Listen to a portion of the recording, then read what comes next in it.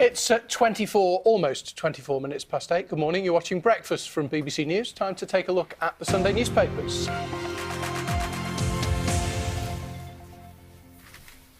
Dan Hughes is a specialist in handling negotiations. He's here to tell us what's caught his eye. Morning to you, Dan. Hello again. We'll delve inside in just a minute. First, shall we have a quick look at the front pages of today's papers? Yeah, the Sunday Times has an interview with the Chancellor where he's pledging to use this Wednesday's budget to help build 300,000 new homes a year. The Observer's main story is about the protests in Zimbabwe overnight. People in the country marched on the capital in Harare to urge President Mugabe to resign. As we were just hearing, and the Sunday Mirror leads with a story that we're taking a look at this morning about the body of the missing teenager, Gaia Pope, which has been found by police in Dorset. And the Telegraph front page leads with the budget, saying that Philip Hammond will announce a pay rise for nurses on Wednesday. Dan, you're starting with the Times, and of course we're heading towards December the 25th, and often, I think it's fair to say, you do find under the tree a bottle-shaped present. A bottle of something nice, and yeah, there's this thing in the Times about. And the article, the headline is "Don't buy Grandpa a drink for Christmas." They're the demographic which is most at risk from drinking too much. It's quite worrying. I was looking for exactly that gift only yesterday, so maybe I shouldn't. And I'm actually thinking of it the other way around now, because then it says the over 50s, and I'm not a million miles off that. So, and I'm not a grandpa, by the way. But it looks like we're heading back towards just getting a pair of socks and a tie, perhaps, for Christmas, rather than a bottle of anything more interesting. So, yeah. Not good news for us. No. It's one of the things that are picked out, actually, is loneliness. Yeah. And they're saying that, you know, booze cannot be used as a substitute. No, and there is a serious point behind it as well, and absolutely right, it shouldn't be, and if anything, would make anyone in that situation worse, but for others, it may not be such a welcome article. I'm going to have to go back to the drawing board, I think, and think again.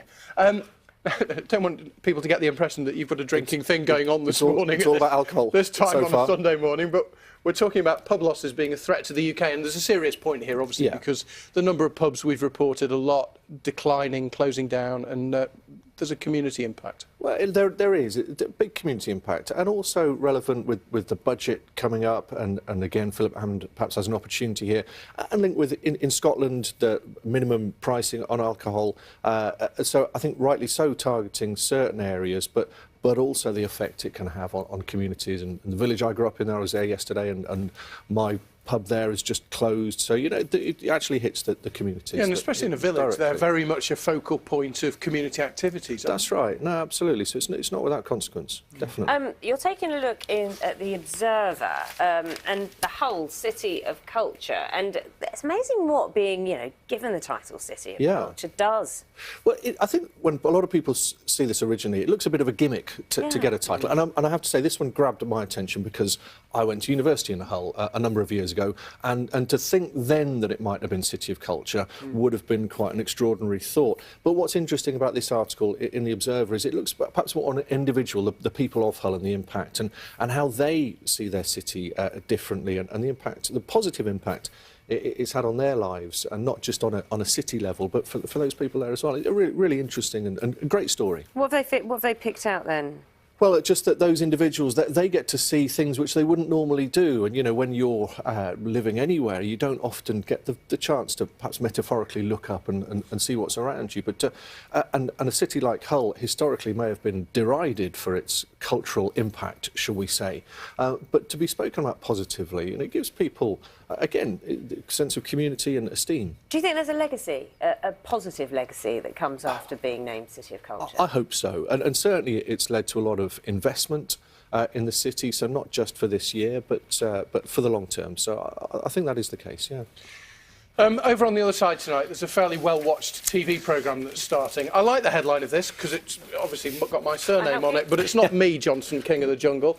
But if you look at the picture here, you might see a family resemblance Boris's dad is in. Well, there's two things you can't avoid in today's paper. It's the Johnson family, who seem to be everywhere, and also I'm a celebrity. And I think one of the interesting things about this, and focusing on Stanley himself, is that in one of the papers he's described as a dinosaur, and you know, with the spotlight on men of a certain demographic and their behaviour, and rightly so, in recent weeks and months, it's going to be very interesting to see how he's perceived and how he comes across. Is it certain that he's going to be in the jungle? Yeah, he's confirmed. He's there. He's there with. And this is written by Rachel, his daughter, I think, isn't it? I think it might be that one. It is, yeah. And already getting an insight into some of his life.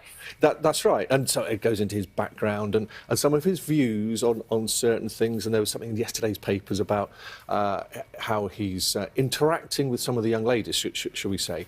It'll be interesting because they always catch those little asides, don't they, on the microphones? And I suppose if you're in the jungle for 3 weeks, potentially, sooner or later you may say something with a microphone on that perhaps you wouldn't want to say, but they catch everything, don't they? And it could be uncomfortable for Boris, you don't know? Well, maybe. I don't know. And he might win the whole thing, or it'd be interesting to see how Will it you goes. be watching? Yeah, I've got to admit it, I will be. Yes. Lovely to talk to you. Thanks very much for joining us. Thank you very much, Dan. Nice Cheers. to see you. Headlines.